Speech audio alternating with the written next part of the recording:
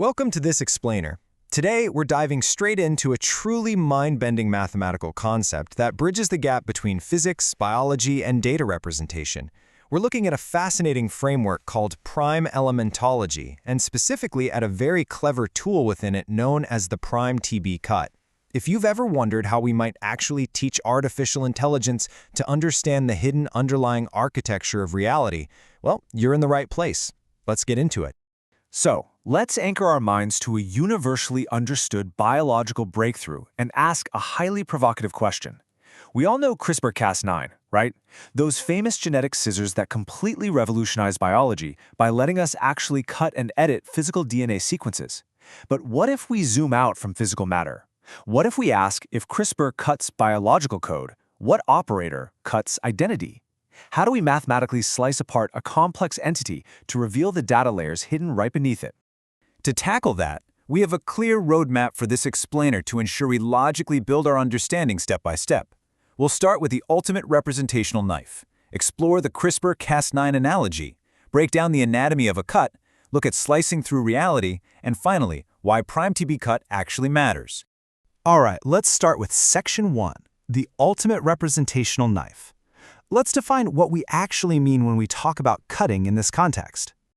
So, the absolutely crucial point to grasp right away is that this operator, the prime TB cut, isn't a physical blade. We're not talking about a biochemical enzyme that physically breaks objects apart. Instead, it's a representative cut.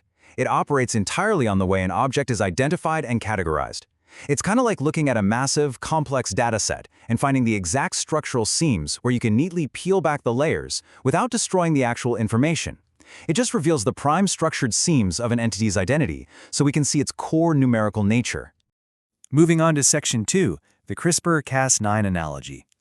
To really grasp this abstract idea, we're going to use a brilliant analogy from the source material. It shows how the logic of a Nobel Prize-winning biological mechanism maps perfectly onto this prime number data operator.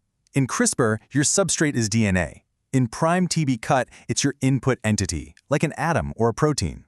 In CRISPR, guide RNA steers the scissors. Here, a mathematical prime guide signature steers the operator. And instead of the Cas9 enzyme doing the physical cutting, the prime TB operator does the mathematical decomposing. It's the exact same logic, just operating in the realm of pure data. Which brings us to Section 3, anatomy of a cut. Now that we have our anchor, let's see how this builds into the actual mechanical components of the operator. First step is the prime guide signature, or PGS for short. Think of this as the homing beacon. It tells the operator exactly where to look within the data. It analyzes the prime factorization of an entity's measurable variables, things like its atomic mass or sequence length, and then it extracts a mathematical signature. It's the direct digital equivalent of that guide RNA we just talked about. Next, we need the prime alignment motif, or PAM.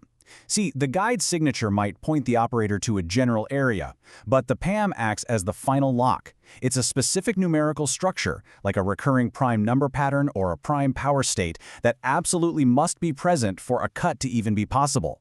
It basically verifies, mathematically, that this data layer is eligible for decomposition. I absolutely love this punchy refrain from the text, no PAM, no cut. It makes the fundamental rule of this operator totally unforgettable. If that specific prime-aligned motif isn't present in the entity's mathematical structure, the operator simply will not and literally cannot make a cut. It ensures extreme precision. Finally, we have the topological-boundary profile. This ensures the operator isn't just out there doing random prime number arithmetic, but is actually finding meaningful structural shifts in the entity's mode of existence. It cuts right at the boundary where, say, a nucleus stops just being a physical mass and starts being a source of visible light or spectral emission. It literally finds the seams of reality. What's really interesting here is how this incredibly dense academic theory turns into a clean, easy-to-follow six-step procedural roadmap. You input your entity, you extract its homing beacon, the PGS, you look for the PAM lock, you identify where the topological boundaries are, you execute the mathematical cut, and finally, you export the beautifully decomposed data layers, all ready for analysis. Let's put this into practice with Section 4, slicing through reality. We'll see how this single tool successfully scales from simple atoms to complex biology. Let's start at the atomic scale. Take tellurium-128. It is a perfect candidate for a prime TB cut. When you break down its protons and neutrons, you find these shared mathematical motifs, specifically 2 squared. But more importantly, its mass number is 128, which is exactly 2 to the power of 7. That's a pure prime power. This creates a beautifully clean boundary, letting the operator flawlessly separate its core nuclear identity from its spectral expression. Looking at sodium-23, we see another fascinating cut. Here, both the proton number, 11, and the mass number, 23, are pure prime numbers. And what's incredible is how the math neatly isolates the boundary of its famous visible light spectrum. You've probably seen those street lamps with that intense, concentrated yellow light, right? That's the sodium doublet. The prime TB cut mathematically defines the exact boundary where numerical identity transforms into that concentrated yellow light print. But what happens when we scale up to massive inorganic clusters, like a Keggin-type polyoxometallate? And yes, that is definitely a mouthful to say. Well, the operator seamlessly shifts. It's no longer just cutting simple identity. It begins cutting complex biological interfaces. It looks at the prime factorization of atom counts and structural charges to mathematically describe how a cluster of inorganic metal might actually interact with living biological tissue. And incredibly, this exact same mathematical knife extends directly to biology. It doesn't vaguely try to dissect the philosophical concept of life. Instead, it dissects countable physical features. It looks at a protein and factorizes its sequence lengths, the precise positions of its structural motifs, and its metal binding sites. It's mapping biology using the exact same prime number logic that it uses for atoms and molecules. So we've seen the mechanics and the proof across different scales. That brings us to Section 5. Why prime TB cut matters. Why does this grand unification of data actually matter to us? Well, this data layout brilliantly illustrates how prime TB cut acts as the foundational operator.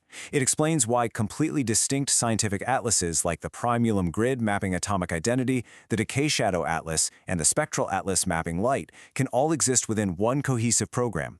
The prime TB cut is basically the universal key that unlocks and separates these layers, making sure all the data speaks the exact same fundamental language.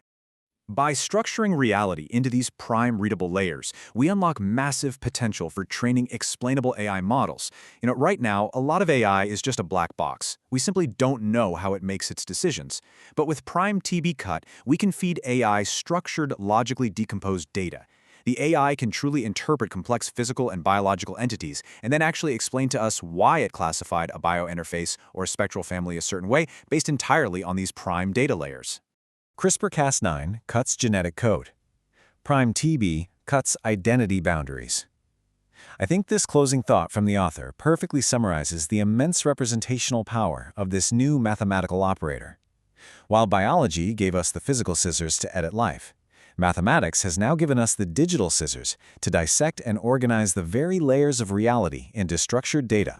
It leaves us wondering just how deeply this mathematical tool will allow our AI models to dissect and understand the very fabric of reality. If we can cleanly decompose atoms, light, and biological proteins into a unified prime number language, how much further can explainable AI go when it finally has the right knife? Thank you for exploring this fascinating topic with me, and keep questioning the data layers around you.